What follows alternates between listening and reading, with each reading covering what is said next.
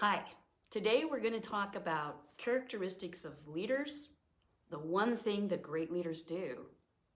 And at the end, I'm going to throw a twist in for you.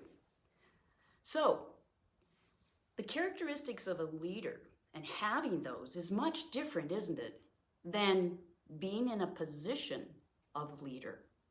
You know this. Think about leaders that you know of, that you've followed, who left you feeling less than, broke trust, and didn't honor that position very well. And yet, put that in juxtaposition with the leaders that you have followed who helped make you feel special, who wanted you to come along for the ride.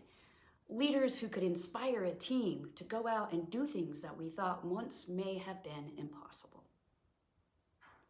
It all has to do with the characteristics of the individual and a couple of key things that they do. Hi, I'm Lynn Christian from Soul Salt, and I coach people on how to develop the people that they lead, as well as learning how to develop themselves.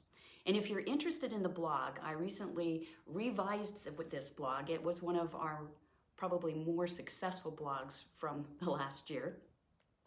And if you're interested in it, you can find it linked below. But let's talk about the top 5 that I put on this list of 21 characteristics of good leadership. The first one for me is courage. Because leading, you kind of put your nose out there and you're in front, and there could be failure and risk, and it takes courage to be steely and sturdy in the moments of certainty and uncertainty. So I say courage is the number 1 characteristic. The second one is ethics. Great leaders are ethical, and I don't mean that they're just avoiding breaking the law or getting caught. Great leaders consider ethical behavior. Are they treating other people with respect? Are they being transparent? Do they have regard for rules and laws? A great leader has a strong sense of ethics, and they show that in their behaviors. The third one, in my opinion, is resilience. I see this time and time again. If we don't have patterns in our personal life to be strong and healthy and with it, to get this right amount of sleep and nutrition and mental wellness, we're not that great at work, or we're not that great as a leader wherever our leadership is needed.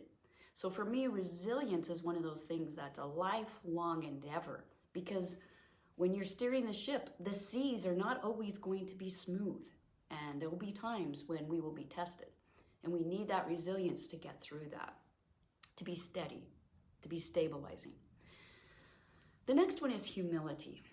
Yeah, humility. You know a leader that's not humble. They blame, they lie, they shame, they point the fingers. It's all everybody else's fault.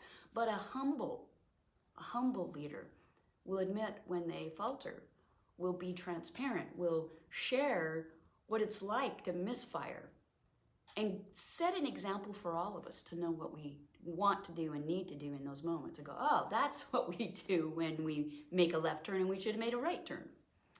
And the final one is coachability, and maybe I'm prejudiced, but my bias comes from a good place, because if you look at all of the great leaders in our time today, the top performers, the top athletes, they all have a coach.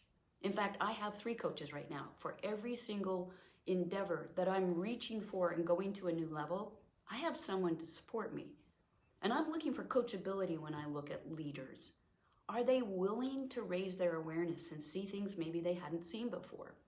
And once they have that awareness raised, are they willing to improve? And that's what I mean by coachability. So now I've given you the top 5 from my list of 21. And again, I welcome you to go to the blog and read the rest. Let's look at this though, because if you really want to be a leader, not just in position, but earn the leadership capacity from a set of followers. Let me lead and get this back in. Then let's take on the idea of what great leaders do, because everything I've mentioned are the characteristics. They're the inside out leadership. And I'm even laughing that earbud dropped out. I get a chance to practice humility and humor. Everything I mentioned is about character and living as a leader from the inside out. But there's something consistent that great leaders do. Here it is, very simply. They develop the people that they are leading. That's their number one job, is to make sure that they grow and nurture those that they're around, and that those people improve and gain ground in the areas where those people see priority and a desire to grow. So while I've been talking, you may have conjured up ideas of leaders in organizations and business and in families. But let's talk about you and how this fits you. You are responsible for leading in one particular place that maybe people don't talk about leadership as much, and that is in your own life. I'm responsible for leading my life. You are responsible for leading your life. And this is one of the reasons that I'm offering up these characteristics and doing this presentation today. Because that one life that you're called on to lead and that I'm called on to lead just might be the only responsibility that we have to answer to someday. So, what have we talked about today? We've talked about characteristics of a leader, building and leading from the inside out. We've talked about what trait developing other people is consistent with all the strongest leaders. And then I just laid a little challenge at your feet. The question I would leave with you today then, according to that challenge, is this.